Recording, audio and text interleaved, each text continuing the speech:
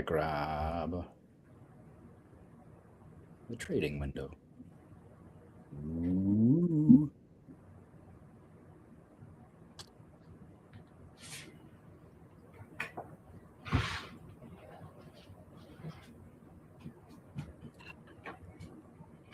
Very interesting. Markets are at a crucial point here. Major support. If it cannot hold this position, it was already end of the day, coming up to the end of the day, final hours of trading have already started. There's only 4 more hours left to the markets today. When this is when this is concluded, next week for sure, in the first days of next week, we will know for sure whether or not we can maintain this level. It needs to bump up. If I zoom in a little bit to the 4-hour chart, we can see that definite trend forming, and the trend is increasing. Where did my indicator for my ATR?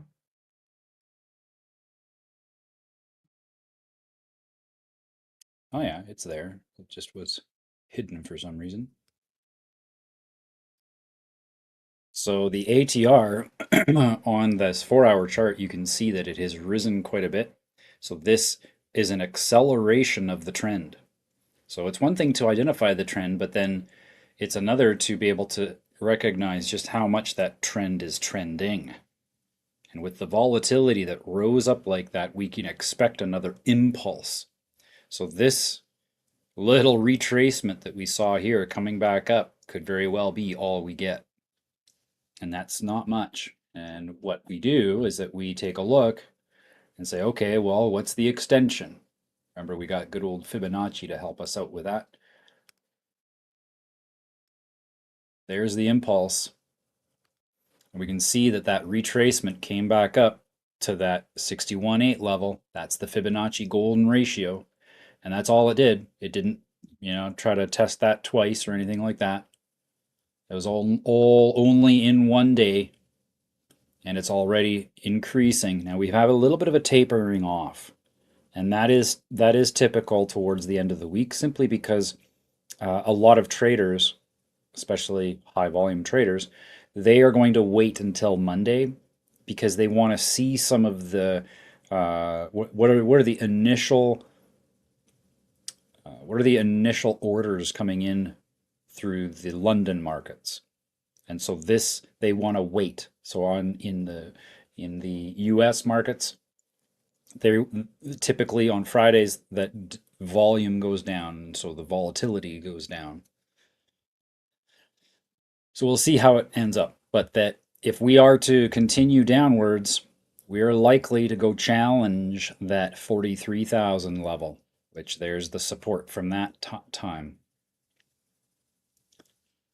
We'll probably see some support at that triple top, but that this is not a good sign. What we've seen here in the markets unfold over the last, since the Epstein files stopped being in the purview of the public. Once that stopped, because they had to make sure that everybody knew that the Dow Jones was at 50,000 when they were really concerned about the Epstein files. Now that they're not paying attention to that anymore, they can let the markets drop. That's how I'm going to tell that joke. So currently we are looking for that pivot point at 45,000, and then likely an extension. We'll probably see an extension come down and even test the lower ranges of that consolidation that we saw at the top, down towards 43,000.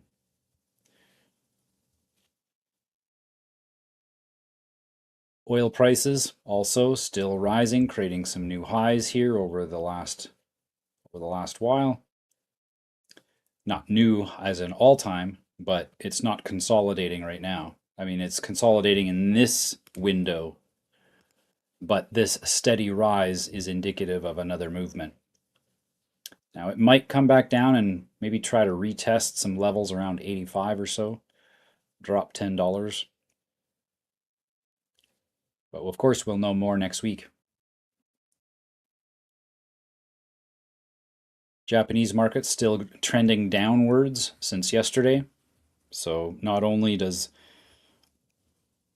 this bode poorly for the Japanese market, losing value against the US dollar, but they're also combating the oil prices, which are still rising.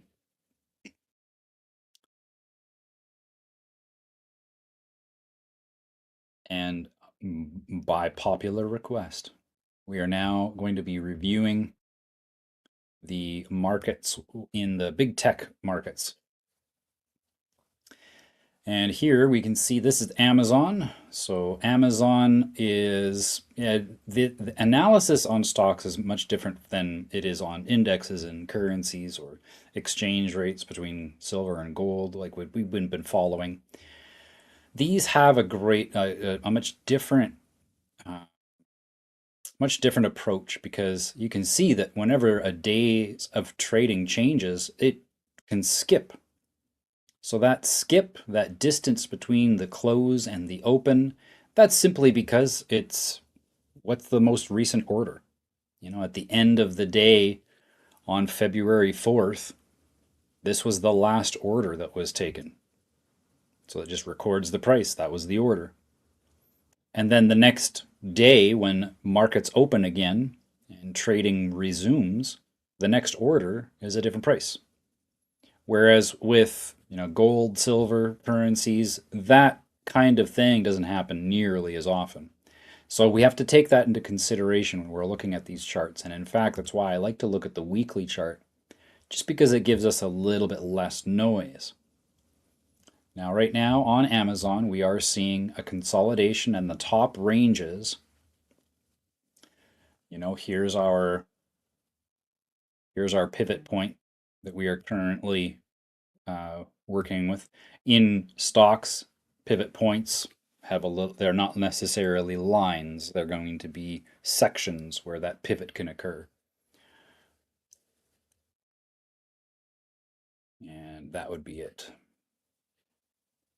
So in this section here, if Amazon can maintain that, it'll continue to rise. I would imagine that it will, simply because it is tech. And at the same time, there has been quite a bit of an accumulation. If we see in the past when there has been an accumulation, we do see a retracement coming back to retest those old levels. And so currently there is, let's see here. Let's compare. The last time it accumulated 80% from March 2020 going into July 2021. And then that retracement came down 57%. So right now, if we take a look at accumulation, that is currently, the high of that accumulation was 37%. So we are due. We are due for it to have a little bit of a recession, to come back and find levels, I would say probably in here, 174. The reason why it doesn't look to scale is because, of course, I have a logarithmic charts, the logarithmic scale, simply because, well, we do look at a lot of cryptocurrencies and we need to be able to watch it as it goes up.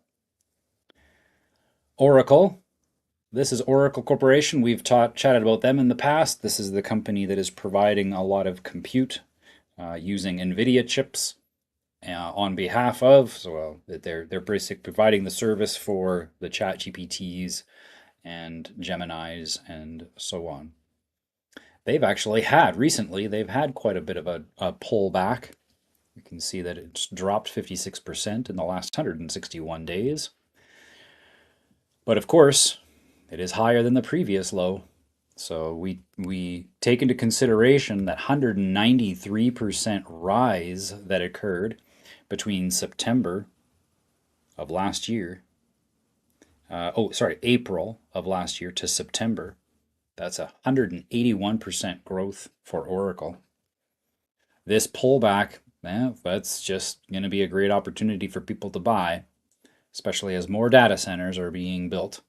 This growth here that we saw, that 100 and whatever, 180 some percent, that occurred while there was tons of hype about data centers. So of course, stock prices increase, more people are buying. But then of course, we have things like at the end in September where the entire markets would go back to the US 30.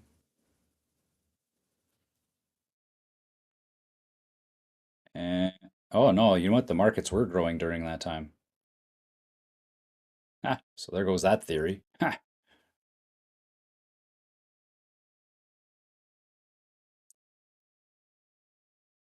Post September 11, literally to the day.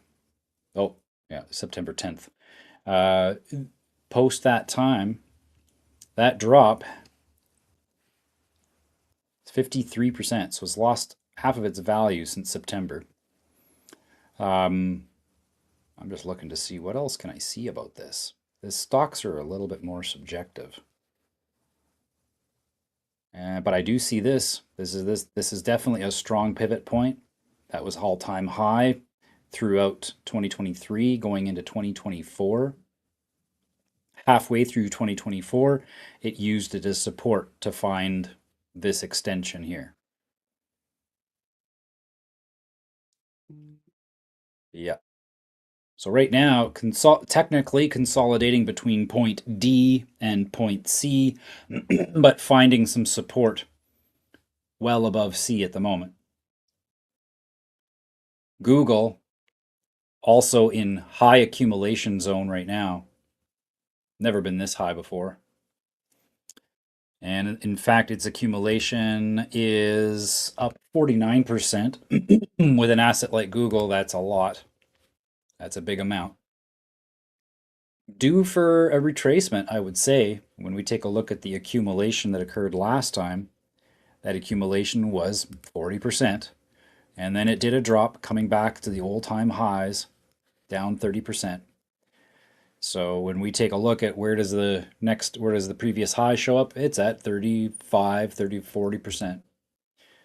So it's a very real possibility that we'll see it come back down into this zone here, especially with the amount of profit that people have appreciated in this last bit. I mean, the last 291 days, Google stocks doubled. So that is typically an indicator for people to offload some of their profits, and that creates the bearish effect. Palantir also in high accumulation at the moment, but we have seen a low recently, and that might very well be related to oh no, because the war didn't start until here, the 1st of March. So maybe it was the war that gave it a little bit of that juice over the last few days. But this lower low here, it really only just touched the previous high. So that's a major pivot point. We might see it bounce off of that and continue upwards. If not, I do expect us to come back and find some support around $80. Let's mark that one too so that we've got that for reference. NVIDIA, the one that is actually building the chips, supposedly. NVIDIA is, petering out, I would say. That accumulation is there. You can see the accumulation that occurred after we passed that January 2025 price point. Had an accumulation of 42%. Currently in a long-term consolidation since October. And those are the tech stocks. Major ones anyways. Now going back into digital stocks, we've got Bitcoin still rising in dominance over the last couple weeks. It's February 27th. Currently above some support. It might come back and retest that 60% line, and we'll see where it takes us from there. But we do have that lower low that we're just bouncing off of can technically in consolidation in this area here.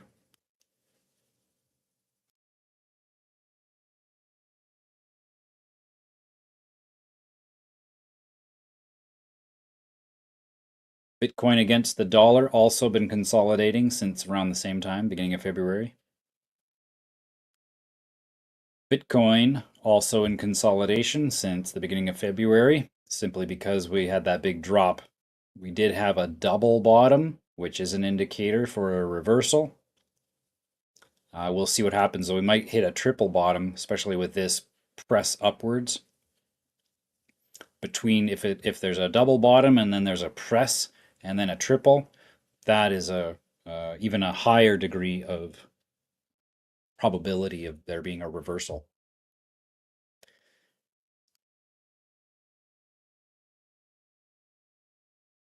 On to silver, a little bit of a downturn this at the end of the week here, the last half of this week, but still in consolidation, not creating a new low. Simply, the bears have been simply giving some pressure around that $80 mark. Remember, we are looking for the next high, and I expect that it'll be swift, that it will go quickly up to that all-time high at 122 US. Gold prices still maintaining their levels. We're just a bit below that pivot point, but you know, I'm not calling that a loss. We can see that that has provided that pivot point's a little bit broad between the highs and the lows. So we're basically right in the smack dab center of that zone. We can see that zone a little bit more detail here on the 4-hour chart. Go to the lows, and we just press up against the other pivot point there at the top.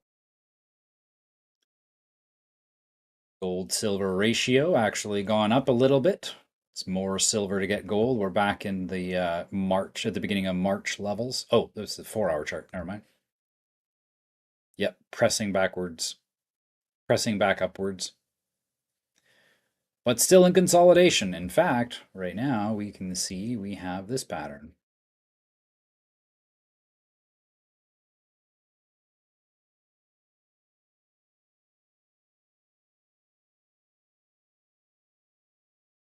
Might see more consolidation, getting that energy build-up point to that point in the pennant, and then have a breakout.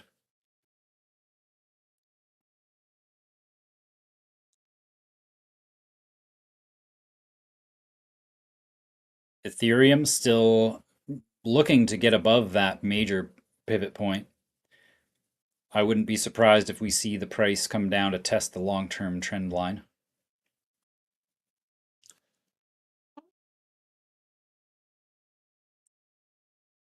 Once we get up above that, I think it'll be pretty smooth sailing until we see the resistance around that 2800 mark.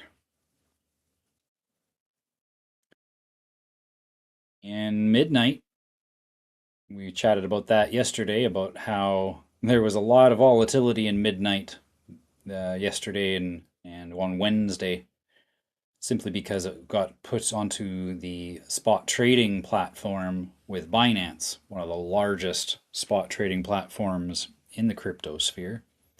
And so that volatility resulted in some gains and losses by both parties. Currently, still really just recovering. Whenever we see that kind of volatility, we end up seeing some consolidation. And I would expect that the ATR will drop before we see the next impulse. So it's like that basketball idea where you have to wait a couple of bounces before you ought to enter the market with any expectations. I do expect it to go up, especially as more and more people become more and more aware of midnight. ADA on the top end of this massive consolidation range that we've seen play out here since February.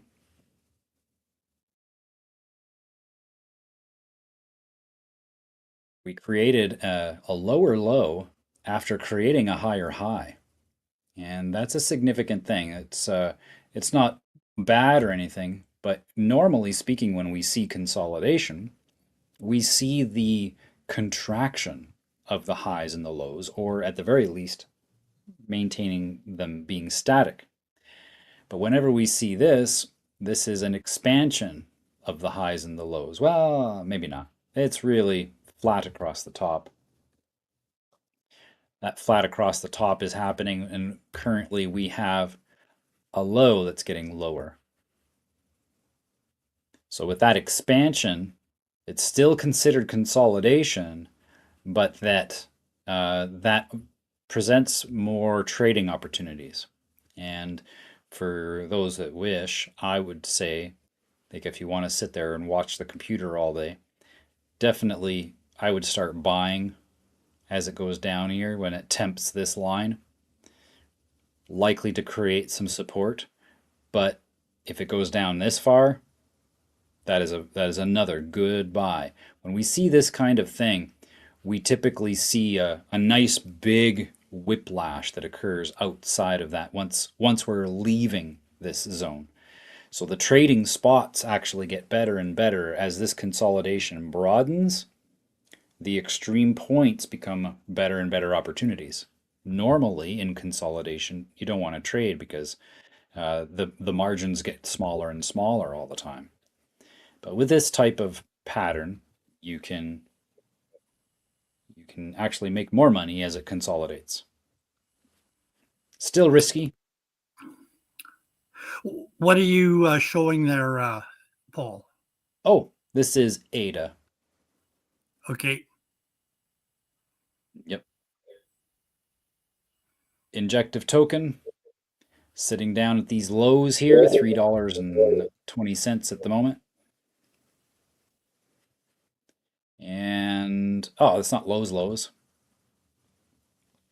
The low market structure is $1.10.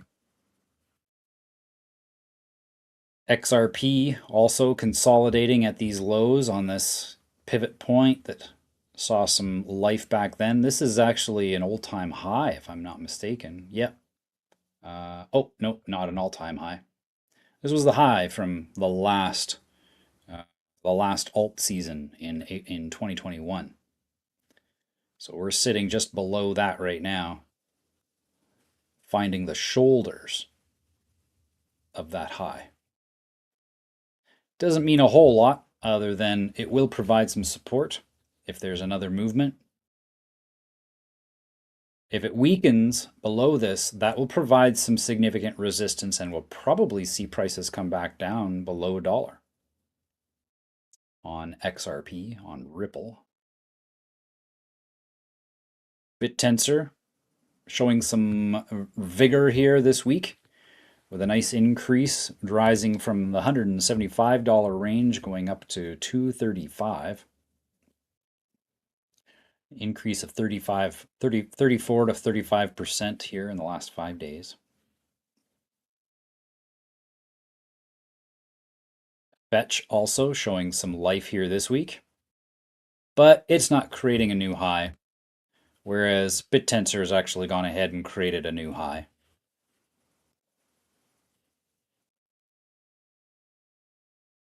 Polygon sitting at all-time lows, just below 10 cents. This year, I do expect this when we do enter into the gaming cycle. I expect this to go up to like $5, $6. So for those who are willing to hold on tight, I still think that we'll see some more downward price action and Polygon and any other layer 2 gaming coins. But that the payoff will be great, dollar cost average. I mean, think about it. If you're getting at $10 right now, and I think that when it comes down to it, that high that we had before, 77 cents, I mean, that's 700%. Right out of the gate from where we are right now, 700%. Beyond that, if you get up to $3, that's 30. That's 30x. And that's going to be easy for it to do when gaming cycle the gaming cycle of this digital renaissance will feed that a lot of volume. Desync for decentralized storage of data, especially for LLM models. Been consolidating here for the last few weeks now, 3 weeks, since the beginning of February. Consolidating. Probably expect a breakout here soon. Going up or down? I don't know. I would say up simply because the low got higher. But who knows? We won't know until it happens. Beam also in the gaming industry at all-time lows, sitting at just above 0.2 of a cent. Superverse sitting at 11. Another gaming ecosystem. Ravenous fans over here. It's actually quite amazing that they have only grown bigger as a community, not in dollar value, but in numbers. The numbers of people that are in this community have gone up, even though the price of the coin has dropped 94%. 94%. What does that mean on the top side? When we recover, remember we have the different phases. Recovery will bring back an 18x on that asset.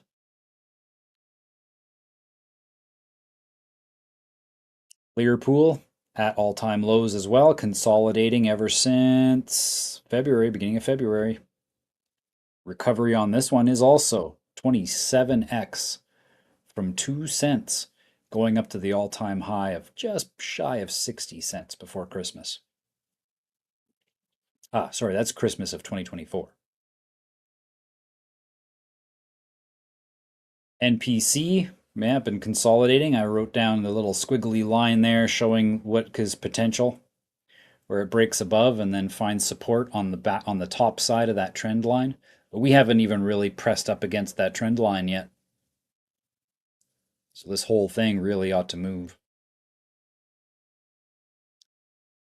SPX coming up to the top end of this trending channel. Didn't have to do much though. It basically just went sideways to come and meet that line.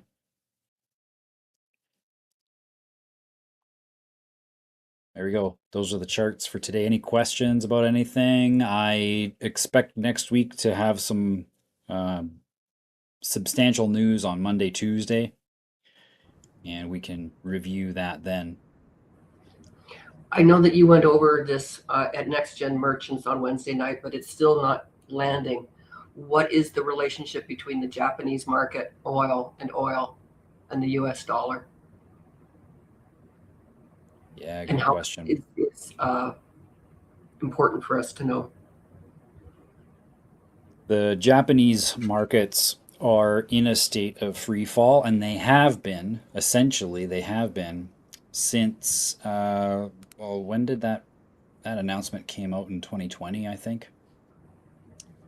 After COVID hit in this area, in that recovery zone, the Bank of Japan told everybody outright, hey, we have to sell our bond. We have to buy back the bonds, the investor bonds, because we won't have enough money later. So we're just going to do that now. And that means that our currency is not worth very much. So what's occurred ever since then is simply they're printing. They have to print to maintain the status quo. They are just kicking the can down the road. They don't want their people to panic. And what that has done is it has made everything more expensive for everything more expensive. But now the inflation is going to be taking over, especially if oil prices also go up at the same time.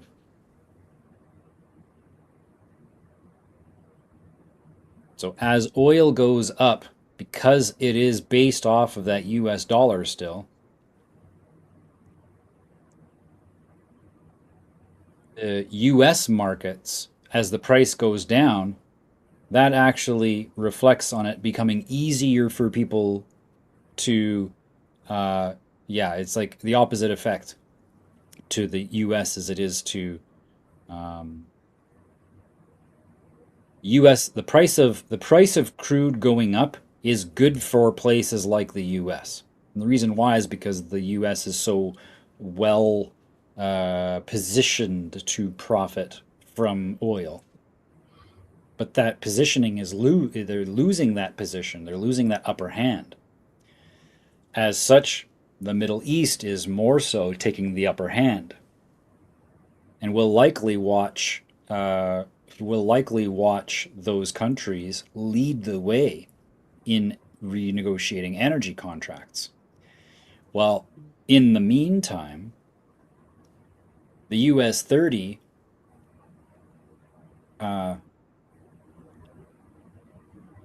in the meantime, as the US markets drop downwards and oil goes up, it's like a counterbalance. It's like, oh yeah, market's going down, but oil's going up, and so we're able to maintain ourselves that way. That doesn't happen with Japan because Japan is not well vested into crude. So when the oil prices rise like this, the Japanese markets at these higher prices are suffering exponentially more than we are. And that can be exasperated by another spike in oil. So if oil goes up again, we're going to see the collapse where it's just nothing's affordable. And so then what happens when things are no longer affordable is that people ask smaller prices. So what is the Japanese yen backed by? Or what was it backed by?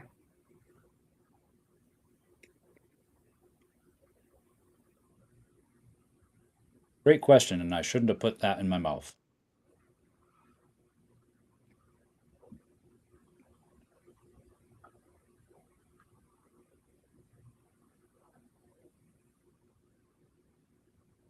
It's a great question because I don't know. Their banking system is just as corrupt. The only difference is that they have enough honor in their lineages that they want to maintain that transparency. But I'm not sure what it's actually backed by, like if they are still on a gold standard or not. I doubt it. I would imagine that similarly how the US was able to dominate the world markets by attaching its currency to oil, I would imagine that tech largely became a backing contributor for Japan. Because I mean, the Hong Kong markets they go through there. You've got Korea. They've got tons of lots of tech in Korea, China, and they're all going to be backing that centralized market. Good question. I recall things before the prevalence of stuff being made in China. It was made in Japan. Ah, yep, yep.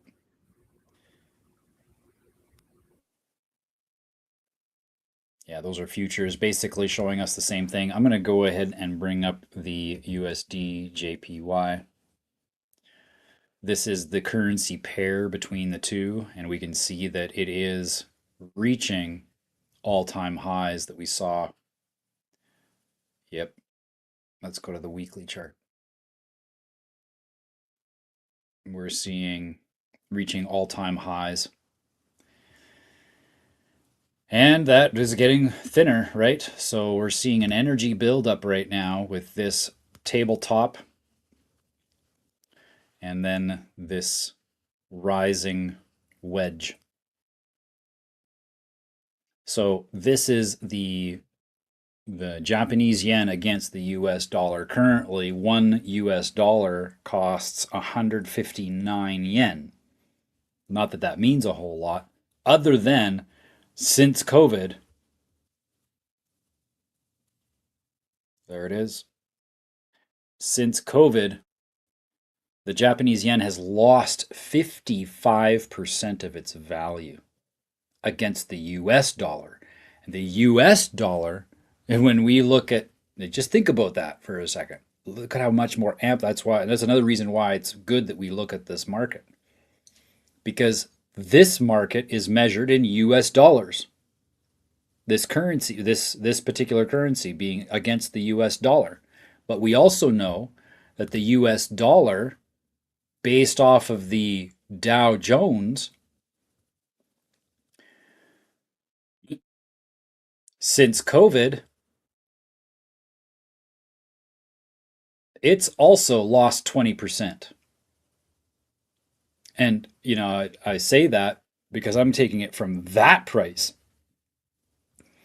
But even if we just say, okay, well, what about the support at A for this market structure? The low from October 2022, the lowest that it got since COVID, simply because, people didn't like Biden.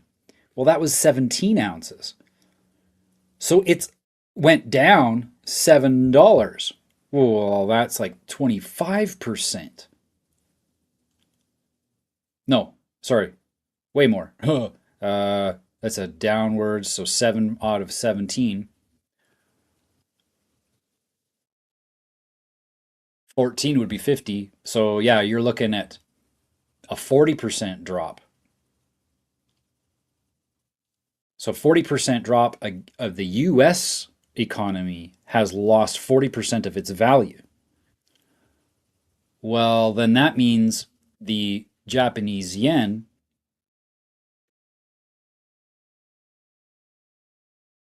losing value against the US dollar,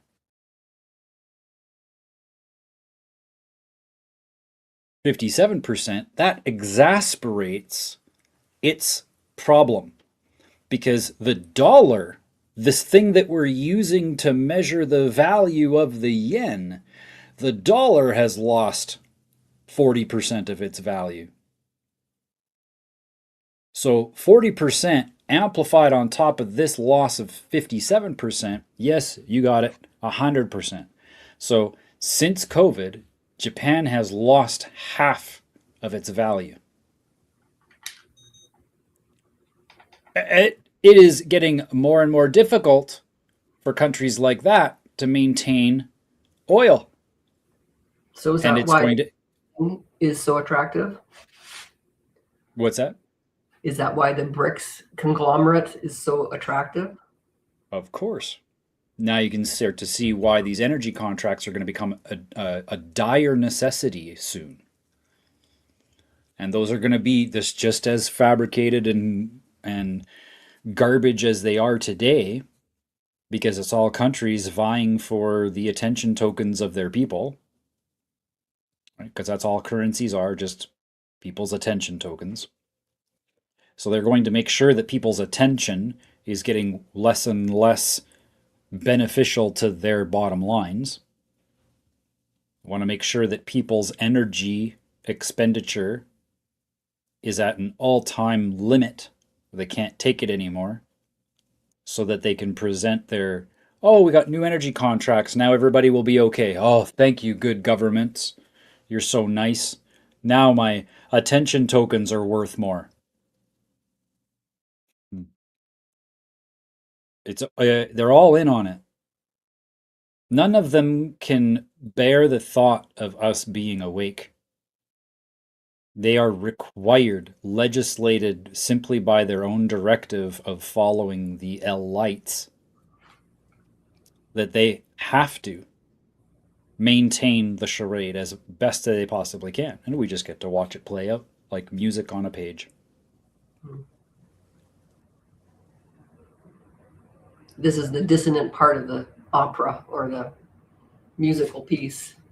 Yes. Yeah, we're reaching the say yes, dissonant. And the dissonance is there to bring forward that sense of agitation, right? To get people to bring their shoulders up and sit at the edge of their seat in eager anticipation of what's going to happen next, instead of just getting out of the fucking theater. Just walk away. Don't give them any more attention, and they simply will have no more power. But we know, as we especially as we learn more about what ancient scriptures teach us, is that this is a cycle. This is a pattern that we go through. And most recently, I would say that that pattern is well depicted in the book. It's called The Fourth Turning. This book here is incredible. Yeah, it's a generational theory developed by William Strauss. And here we go. That these cycles just keep on going through, and that we are coming towards we are deep in the middle of the fourth turning. Oh, wow. That did not even close give me the result that I clicked on. I clicked on the result and it brought me to just this.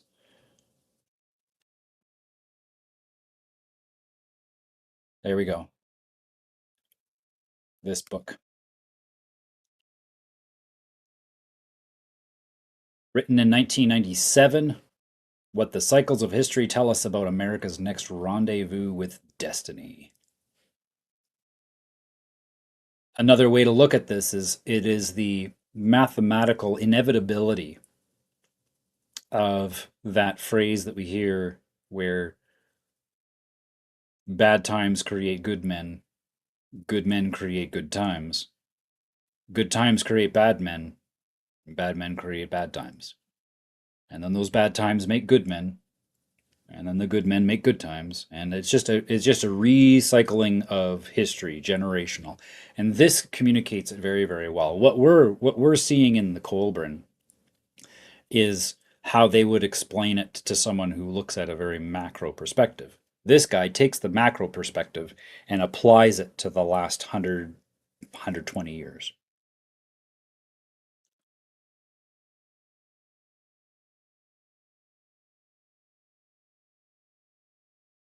And it's also, I think it's orchestrated that way. I really do.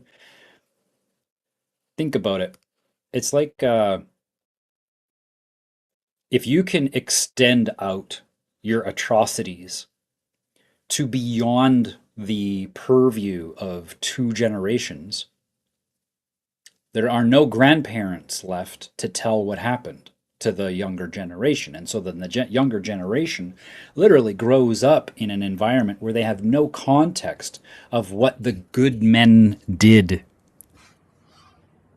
I think that's why when the jabs came out, that the elderly were one of the welcomed first groups. Absolutely.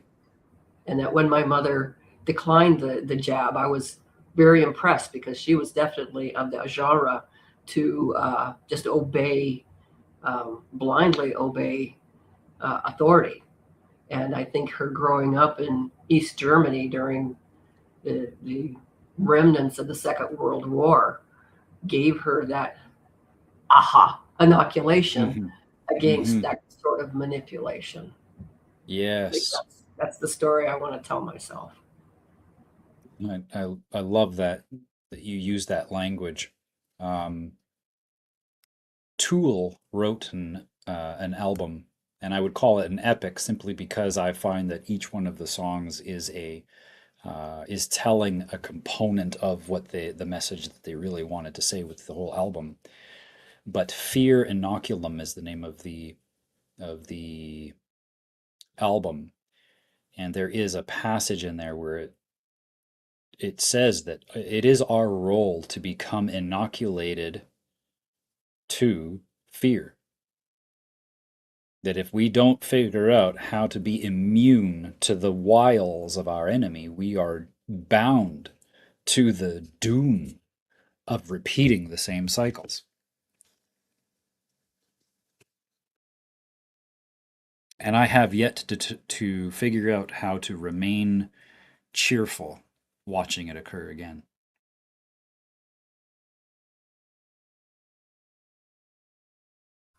My hope would not to be cheerful per se. My hope would be to be present, compassionate, neutral. Yeah. Because if I don't relish in anyone's pain or suffering, it hurts so much. And yet, um, by my choice to stay present and extend compassion, then I can be an example of something different to the world and those around me, as opposed to, well, you got what you asked for, there's your karma. No, that's cruelty. That is absolute Yeah. cruelty. Yeah. Yeah. So few people have any kind of cognition about that. I do this or this has a cause and Yeah. effect. That the whole concept of mathematics is coming up a lot for me in my life over just the last few weeks, and how and that's okay. I would much rather be able to look at a system via a mathematical process and say, okay, how can I make this optimal for me, for Yeah. the, instead of just throwing it all out, going, no, it just doesn't work. Well, of course it can. It takes Right. effort. It takes desire. And so my desire is to, like I said, remain present and compassionate. Yeah. And I see that as that ultimate test. Really. And I look forward to practicing that this time around. I know I can see it because I experienced the same thing in December of 2019, where witnessing the events unfolding and looking around and everybody else just thinking that, oh, it's a nasty virus,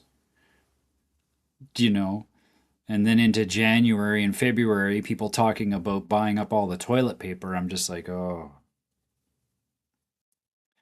that was a dark time for me. Being so and there was nobody. Well, I shouldn't say that. Jack knew that something was not right, but that was the only person that I could talk to about it. Everybody else, what do you know? No. What are you doing touching? I remember one of the people that I was associating with at that time closely, they got upset when I grabbed the door handle. And I was like, what do you mean? And they reached into their pocket and they took out this, it looked like a key. But it was a lot bigger. It was probably about that big or so. And it had a hook on it. And they said, you're supposed to use this now. And then they used the hook to grab onto the door handle to pull it open so that you don't have to touch the metal. And I remember thinking to myself, yeah, but I know how the immune system works. And if you did, you would be asking me to lick the door handle before grabbing it. But also so that I could. With that hook, the hook, as soon as you touch that aspect of that hook without sanitizing it, you're exposed to whatever's on the handle. So Yeah. touch the handle and then touch your face.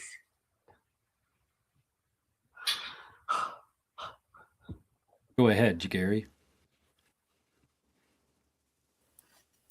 What I've experienced here, people are waking up slowly.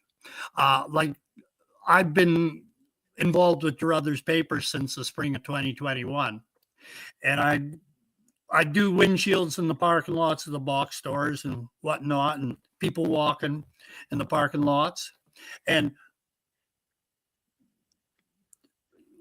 they just sort of run from you, or some of them would just sort of run from you. Now, I haven't been out and done that for about 6 months, but the last I did, there's people out there with their hand wanting a paper. In Wow. Quite a few people.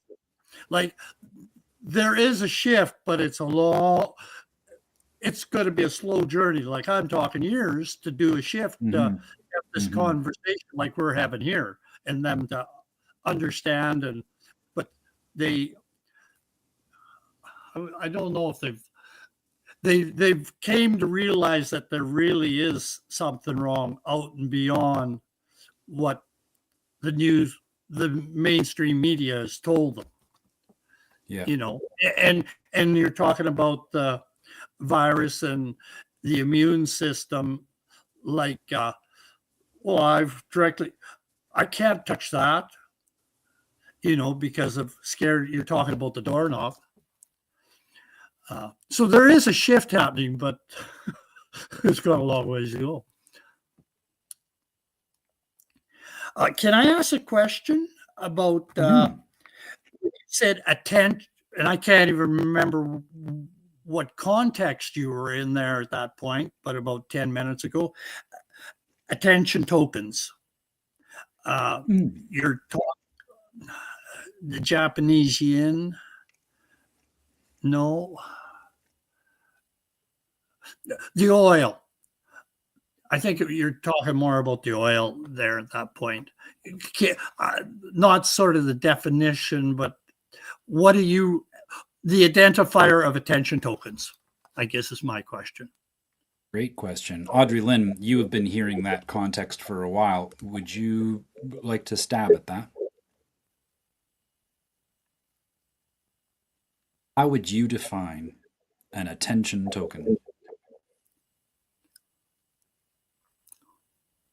Well, a token is a representation of the thing. And so, what is it that I am placing my attention on that is that representation of how I'm expending my attention? So within crypto, we use Flurbos, let's say, or Bitcoin or Ethereum. They are simply a token of an agreement that this thing, and within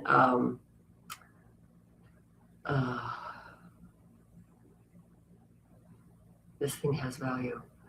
So thinking of social media, an attention token is that what is it that I'm consciously paying attention to? I'm giving you my life force energy by doing the scroll. That's my attention token. I click on a video or an article. That is my attention token. And how can I say that? Because those actions get tracked, as Paul was saying yesterday, with the heat mapping on our computers, on the websites that we go to, and I'm certain that they do the same thing on our phones. So that hovering over that post or that video, I interpret as my attention token being paid to that post. Being paid to that post. I'm giving you attention tokens right now because we are in conversation and I'm focusing on you and attempting to give an answer that makes sense. Where I could turn away and give my attention to something else. And the movement of turning away is the token of my attention. Does that make sense, Paul? Or am I off base? Yeah, no, it makes sense to me. Gary, how does that sound? How does that land? I've got some thoughts around this as well, and I'll bring up the chalkboard here.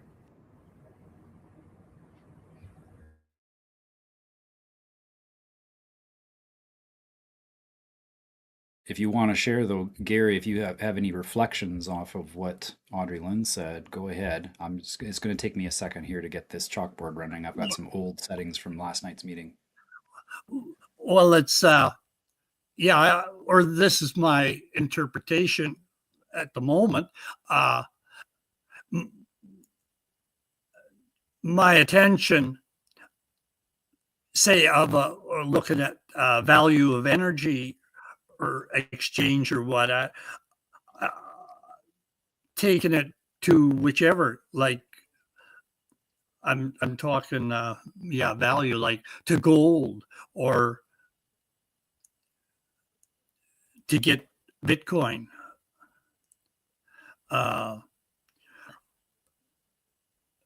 Or in the realm of spiritual value. Like my dog's very special to me, to where she's content. She gets all her necessities of life. Does that make sense to you?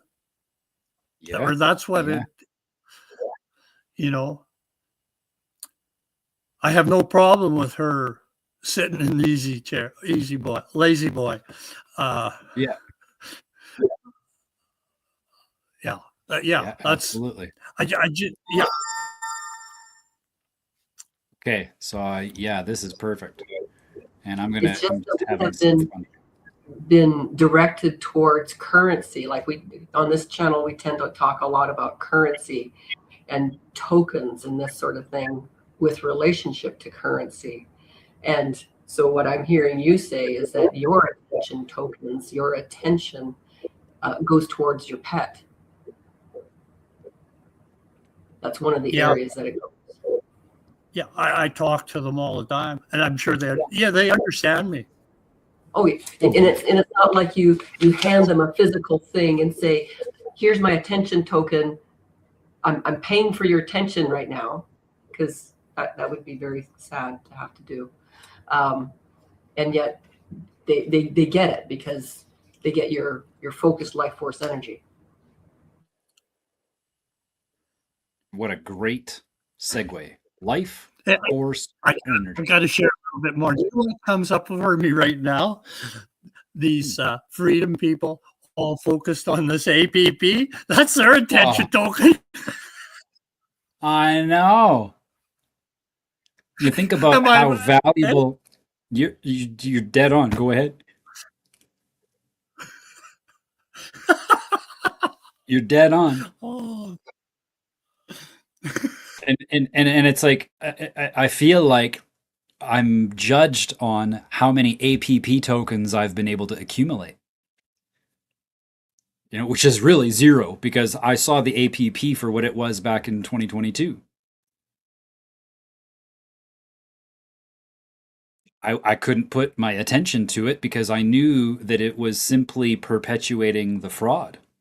It wasn't actually dealing with the problem. It was looking to use the problem as a mechanism to create a new landscape. But it's the same problem is behind it, right?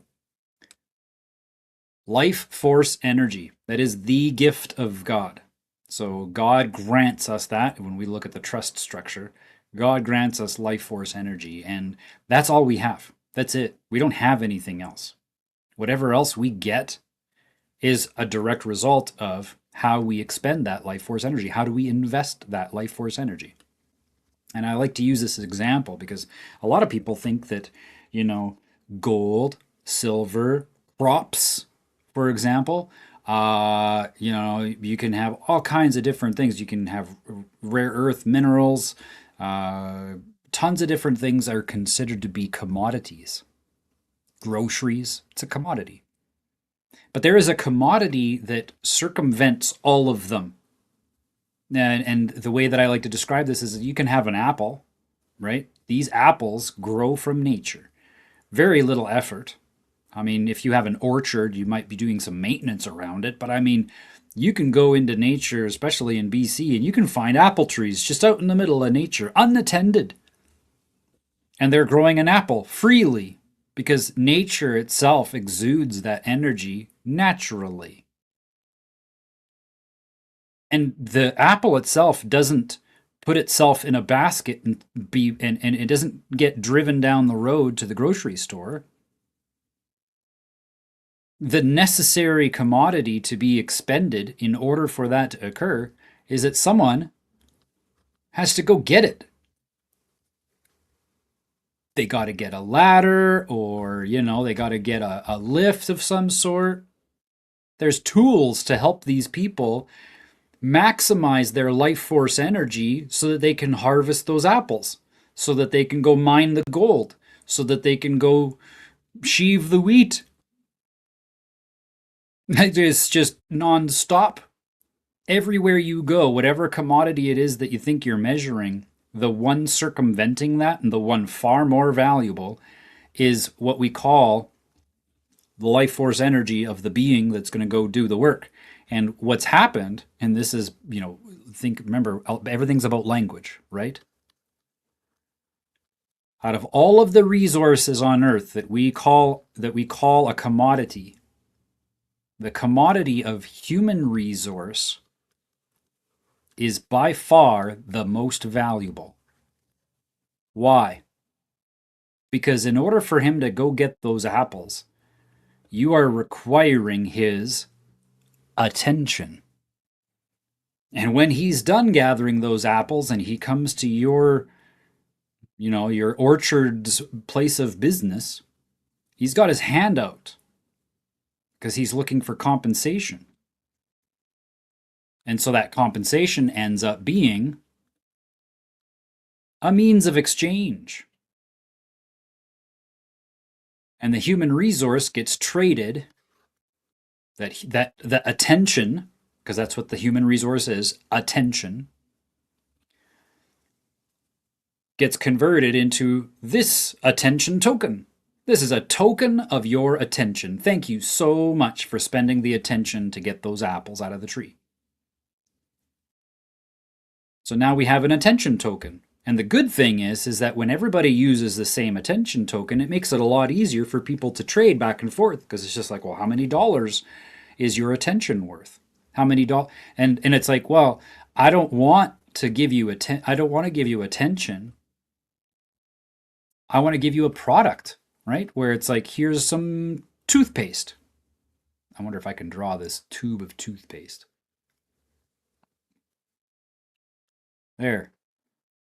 There's a tube of toothpaste because I'm such a great artist. So that tube of toothpaste, it's not really about attention at this point, right? This is actually something to do with the maintenance of the body, of the vessel, so that you can go and spend your attention with other people and not be told that you're bad, your breath is bad. Increases the quality of attention that you can get. But really itself, it's not a representation of attention. You don't sit there and look at the toothpaste longer and all of a sudden it becomes more valuable. No. But in order for you to get that toothpaste, you got to pay someone some of the attention tokens that you have so that they feel like their life is added to for the attention they gave creating the product. So then what you have is this whole system wrapped around this attention token long enough, and someone says, we need to have control over the value of those tokens. And so then they create a central bank. All of the countries of the world, like if you're in Russia, you can't spend attention in America. It doesn't happen. The USA has another realm where people spend attention. India has another one. They've got Australia, we got Canada. Oh, look at that. I'm using abbreviations. What do they look like? We got Japan. They're just the codes that we use in foreign exchange. But all of them have their own attention token. And I don't even know. I think this one here is a R, if I remember correctly, something like that. Or maybe it's like that. I can't remember. The US dollar is this. Australia is that. Canada is that. The yen, right? That's this. You got the euro. And that's like a funny thing like that. These are all the attention tokens for all of these different jurisdictions of citizenry. How much it really boils down to, out of all of the countries in the world, which one is the most skilled? Which one is the most proficient at being able to maintain the attention of their citizens? And you can always tell whoever is the best at being able to acquire more attention tokens simply by looking at the bank accounts. So these are the attention tokens of all of the different metaverses that we just happen to be plugged into when we're born. right? Like when we enter this realm of agnosia, when we enter this realm of the process of knowing, our attention means everything. Are we paying attention on who we are, or are we paying attention to an identifier that someone else created for us? And to the degree that you're able to pay the right attention, these metaverses will reward you with their in game currency, a token of your attention. And just to give you a really, really sobering analogy of what an attention token is, I want you to consider there is another metaverse that's out there created by our adversary. And it's a common one. A lot of people know what it is. And they are vying for people's attention all the time. All the time. In fact, they've just minted their first cryptocurrency. And guess what they named it?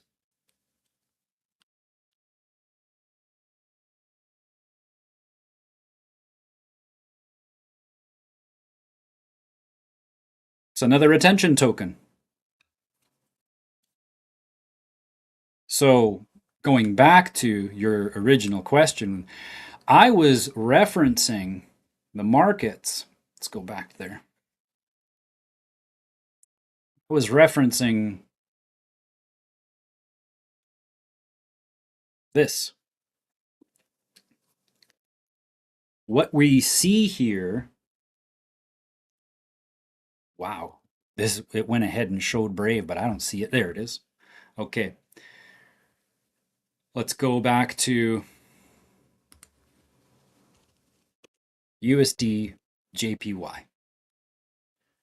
This is the value of the yen reflected against the dollar. So how many yen does it take to equal $1? It's 159 attention tokens. I mean, yen.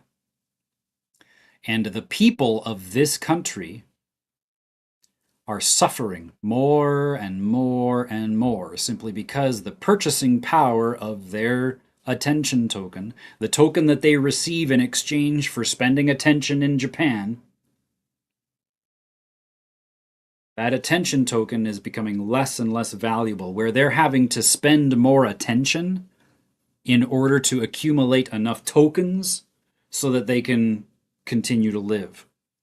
And that choke point is being tightened right now. We saw it get tightened during COVID, right? Going back to the US 30. I talk about this so many times because I want people to really recognize, where did this value go? That was a huge drop. The markets, the US economy, lost 38% of its value in a matter of 2 weeks. The first day that it occurred, the prices were dropping so fast they had to shut down Wall Street because it was an emergency. A lot of people don't know that even happened, or that is even a protocol. So that money, where did it go? It doesn't get lost. It's an attention token. The value of that attention token perceived to have gone down, but it didn't go down. It just transferred into a different form. It left this index and went somewhere else. And where did it go? Well, it went into companies like Zoom, Amazon, Google, the big tech companies, because everybody had to go and create a digital identifier because they were all sheltered in place. Oh, you want to visit with people? I remember the Alberta government put out a statement saying, oh, we recognize that you're missing all your friends, but you can go online and do that now. Yes. Now you're saying that I have to pay attention with a specific identifier, and it's digital, in order for me to feel like my attention is getting a return. Wow. And this devaluation that we saw, because again, the markets went up We had that drop. Let's say, for instance, it just came back to here again, and we just ignore the decimation of the markets that occurred. Oh, we lost all that money. If we just go from there and we take a look at the accumulation that we're at right now, 62% growth. It says that the US economy has gone up 62%. No, no, no, no, no. Because if it went up 62%, you would have saw cheaper groceries. That's what would have happened if, in fact, the value of the economy was rising. You would have saw groceries go down. Because what do? As human beings, we are innovative. We're always looking for more efficient ways to do things. We always look for a stronger metal. And so it makes things last. In fact, by human nature itself, as it solves novelty with complexity, everything becomes more valuable. The markets and how they are measured is against an attention token that was invented by a gang of thugs.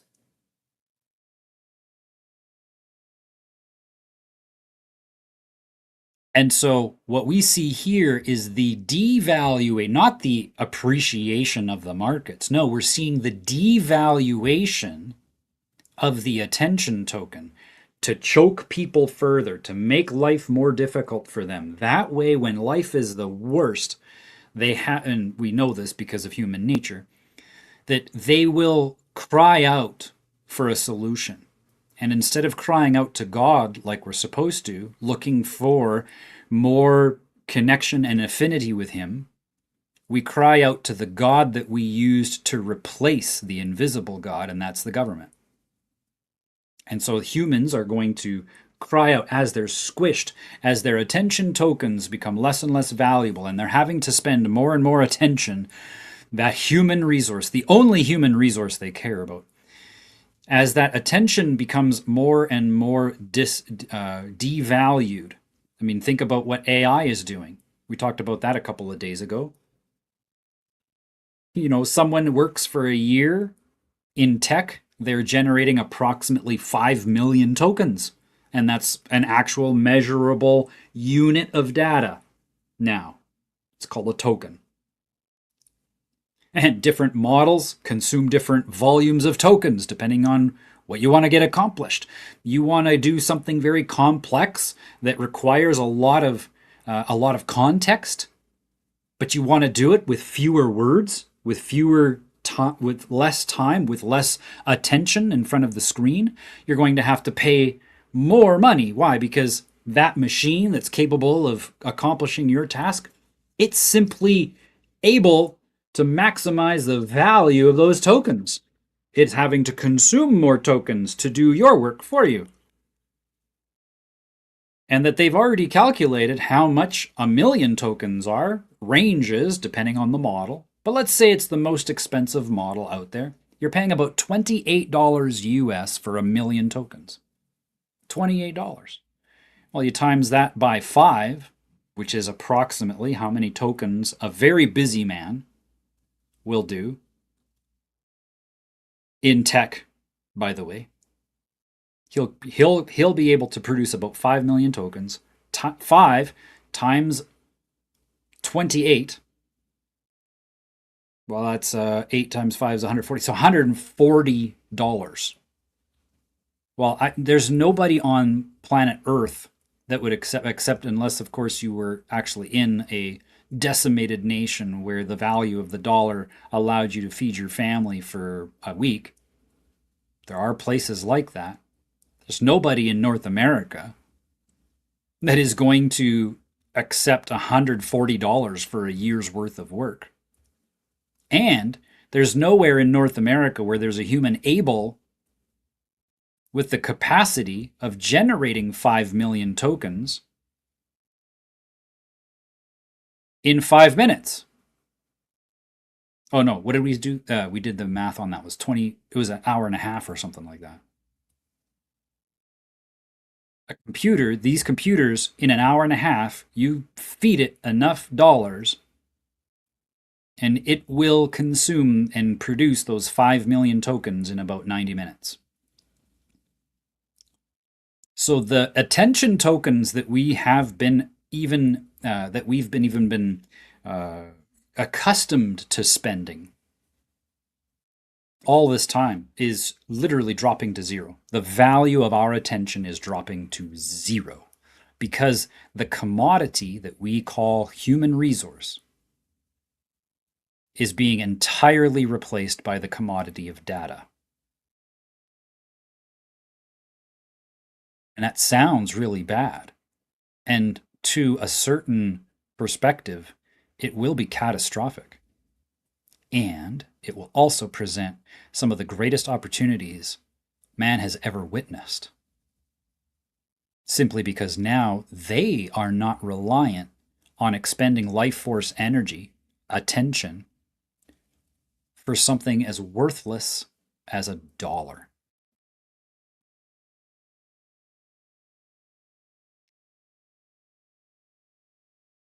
That's a long answer.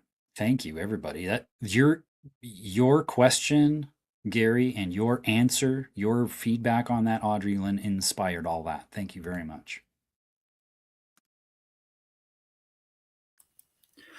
I've always been an animal person, but my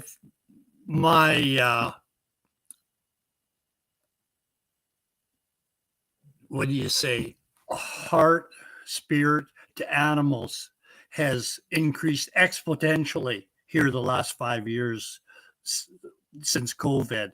And it's their truth. They never tell a lie. Or, yeah, they just never tell a lie, I guess what.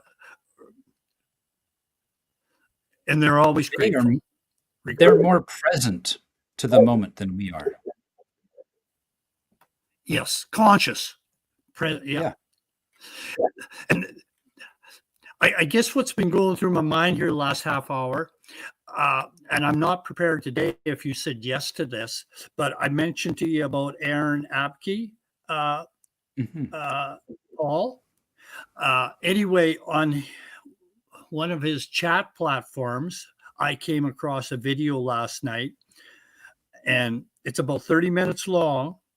And this guy talks about going back thousands of years, language, and to spirit. I can't explain it. I've listened to it 3 times here now in the last, since I came across it, and probably not much more than 12 hours. It is wild for me. Maybe, I don't know if user interest, it's on his platform. I can't give you I've opened it up in a chat, so I don't think I can, but I could do a share screen of it and let it play, because you got to see him showing everything too, if you're interested. Yeah, go for it. Okay. I'd love to, but I have to for an appointment. Oh, you know what you could do, Gary, and I realize too, I've got some work I got to do this afternoon. What if you could email me the link? I don't think well, I'll try. I'll send you the link and see, but I got to log in to do it and whatnot on his website, on his app. So I don't know. It's like a private video. Pardon me? You're saying it's like on his private platform? Yeah. Okay. I see. I'll send you the link, and see if you can. But it's through his app and everything, So yeah. Okay. I just mentioned that. I'll send you the link and see if you can play it, and then if we could go that route, well, you can just, if you resonate with it and want to, it goes from the, what do I want to call it? The fear and ego to love in the spirit is, I guess, the short version of it, to put it in 10 words. Yeah, it's like what causes ego. It's fear. They got their ego, and never mind all the twisting and whatnot. Anyway, but it's only 30 minutes, and there's a lot said there in 30 minutes. Yeah, yeah. Okay, yeah, I'll send you the link later. The other thing, I still haven't got the phone going, but I can pay this stuff with them with Bitcoin. So that makes me horny to get these wallets going. Yeah. I can't be too long not like this phone number I'm using, or I gave you the other night. It is untrackable through JMP and XMPP. I don't know if are you familiar with those applications? No. Okay, well that's all. I think this is mostly Harkin at Above or his team's creation, or it's open source. No, XMP is open source, so dear knows who's all involved. So that sort of makes me. I've already went and bought a eSIM data with my debit card, but here I can do all that with Bitcoin. And I thought, holy crow, now I'm rich. So if I can prolong it a couple more days, because I can't get to the thing, they've gave me sites, and I think it's the same old story, changing this email address. There's a memory there, and I can't get my password in here now to go to do this payment now. Oh dear. Because there's this anyway. I don't know. Maybe I'm in the wrong spot too. But okay, I got to go too. So what do you have for time if I decided, or how long would it take to get wallets so I can make a payment on this with Bitcoin? What I would do is I would see what is available for your phone, to be honest. Find out if there's a wallet that you can install on that phone.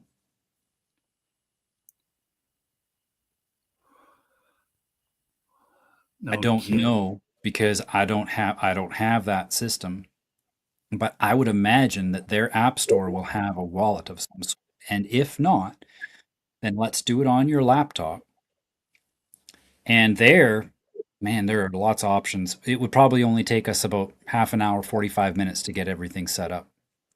We could do it with Lace even. Okay, I'll leave it at that. I will send them a message right now and ask them by paying by Bitcoin if they have a wallet on the phone, and then I just do a transfer right into that wallet. Yep.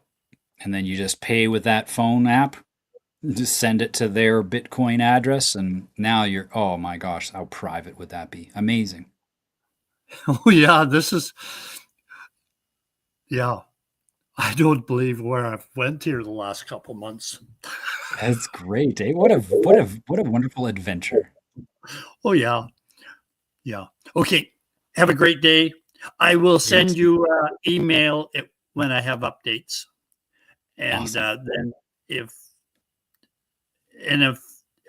something happens, I can, I'm only going to put 10